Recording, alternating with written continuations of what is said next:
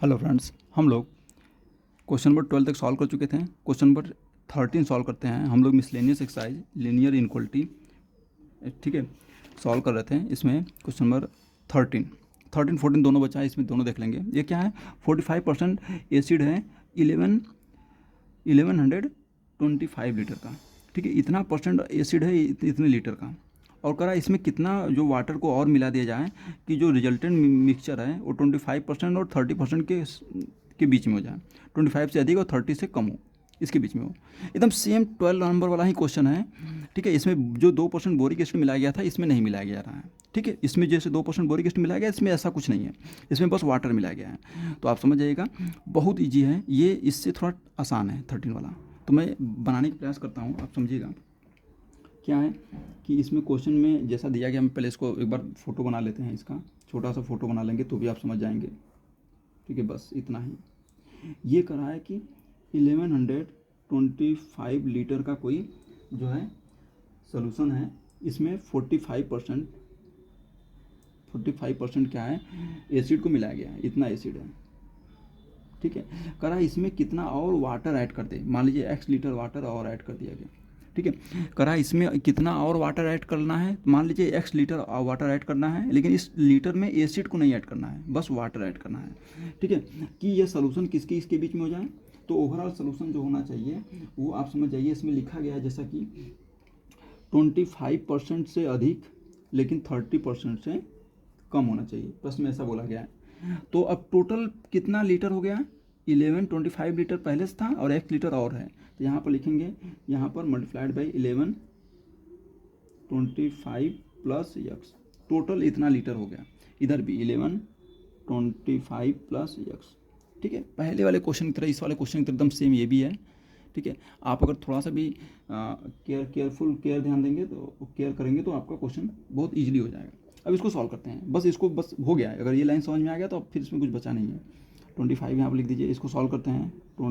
25% का मतलब 100 होता है, मल्टीप्लाइड बाई 1125 प्लस यक्स, ये है। और ये हो जाएगा, ये 1145% मतलब 100 का 1125 प्लस कितना एसिड मिलाया गया था, 0 एसिड है, ठीक है।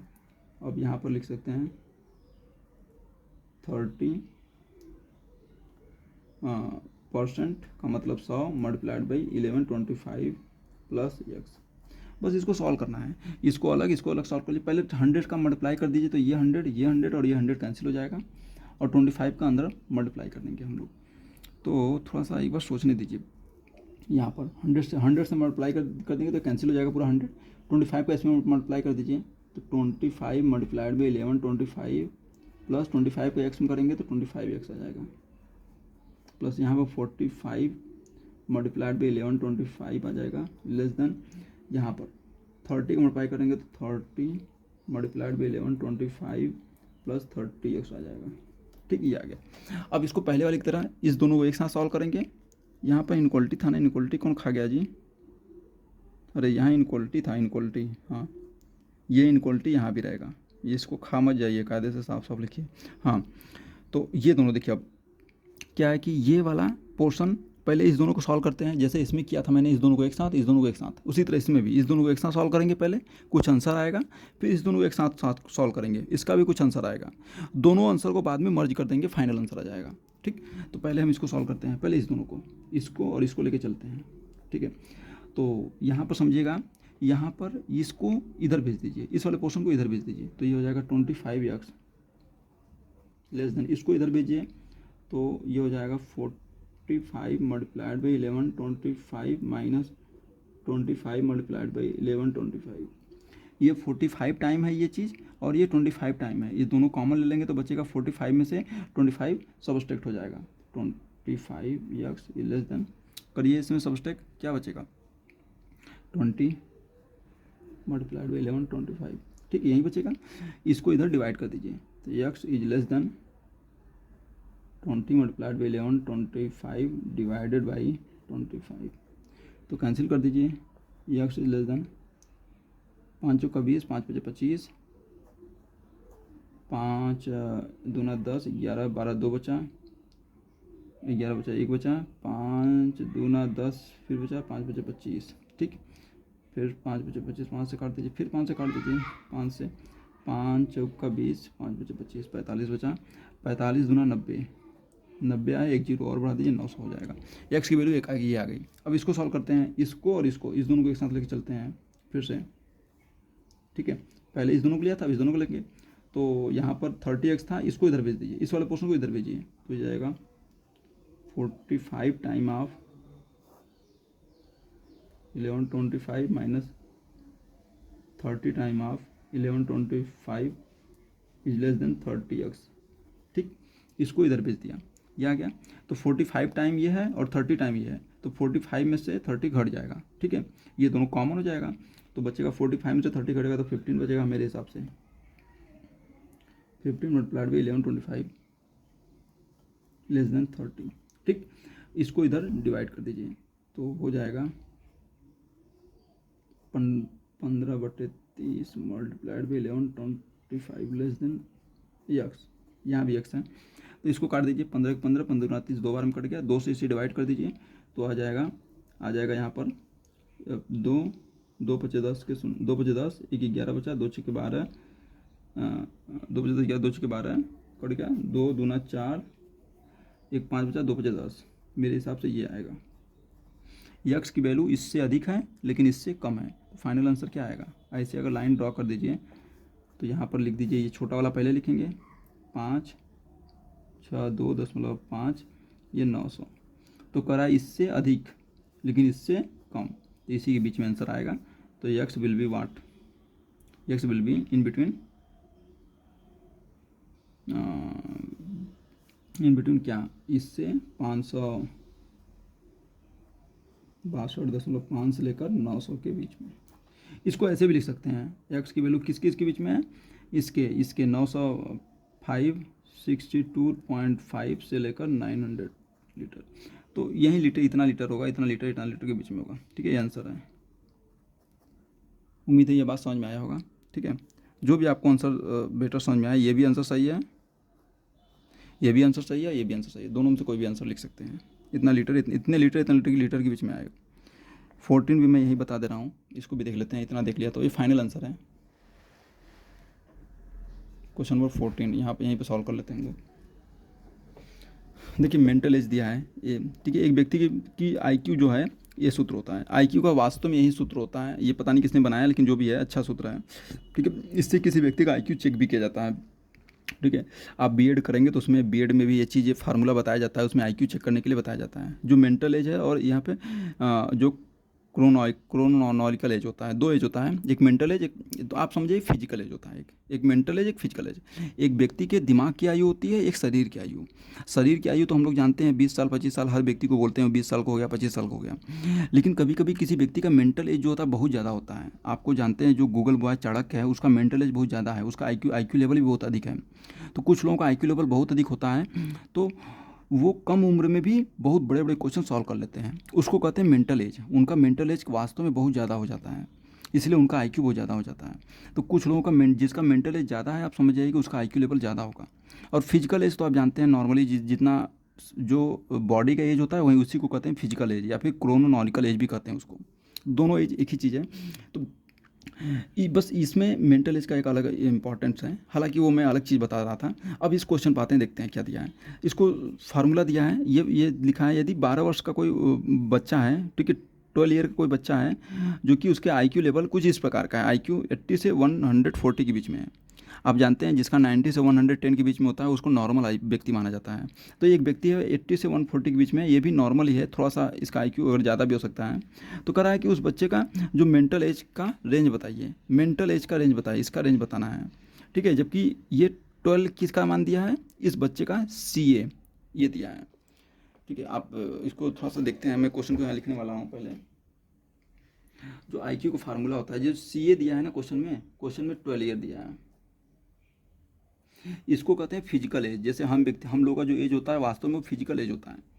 और मेंटल एज क्या होगा, मेंटल एज जो है, मेंटल एज पूछा गया है इस क्वेश्चन में, ठीक है, ये हमको नहीं मालूम है।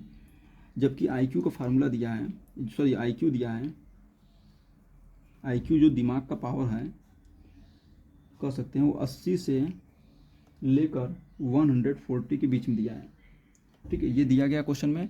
और एक चीज़ और दिया है इसमें, IQ का फार्मूला दिया है। IQ का फार्मूला जैसा दिया गया मैं यहाँ लिख दे रहा हूँ, IQ equal to mental age upon CA multiplied by 100, ये फार्मूला है। बस इसमें सब कुछ दे ही दिया है, कुछ सॉल्व ही नहीं करना है। देख रहे हो, बहुत ईजी क्वेश्चन है।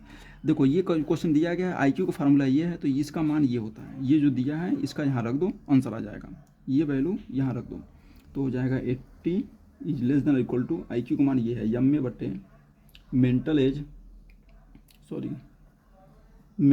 Upon physical age divide by plus multiplied by 100 है, लेस देन और इक्वल टू 140। ये दिया है, हमने ये वैल्यू कहाँ से लिखा है, यहाँ से, ये वैल्यू यहाँ रख दिया। ठीक, अब CA का मान देखो यहाँ दिया क्वेश्चन में 12 ईयर, लड़का जो था 12 साल का था, इसको कहते हैं क्रोनोलॉजिकल एज या फिर जो फिजिकल एज भी कह सकते हो। ठीक है, कोई दिक्कत नहीं है। ठीक है, आप मैथ के स्टूडेंट हो, उतना दिमाग नहीं लगाने की जरूरत नहीं है। ये 12, ठीक है, 80 है, यम में divide by 12 multiplied by 100 is less than equal to 140। ठीक, अब इस 12 का डिवाइड में है, इधर आएगा मल्टीप्लाई में, और ये मल्टीप्लाई में इधर आएगा डिवाइड में। ठीक, समझ में आ गया ना, इसको इधर ले जाते हैं तो ये हो जाएगा 80 मल्टीप्लाइड बाई 12 डिवाइड बाई ये 100 जो मल्टीप्लाई में था डिवाइड में आएगा, यम में यही निकालना है, यम में ये 12 इधर भी आएगा 140 divide by 12 multiply 12 divide by 100। ठीक, समझ में आ गया। एक जीरो से एक जीरो गया, एक जीरो से एक जीरो गया। अब इसको थोड़ा सा सॉल्व कर लेते हैं तो मेरे हिसाब से आ जाएगा, 2 से काट दीजिए, 2 6 जा, 2 5 जा, और क्या आएगा, 5 से काट दीजिए, कुछ कटेगा तो इसको काटना पड़ेगा, इसमें भी इधर भी काट दीजिए, 12 5 60, 12 6 72, 12 84, 8.4 आ जाएगा क्या, मेरे हिसाब से 8.4 आएगा इसका आंसर। इसका सॉल्व करते हैं तो ये आ जाएगा,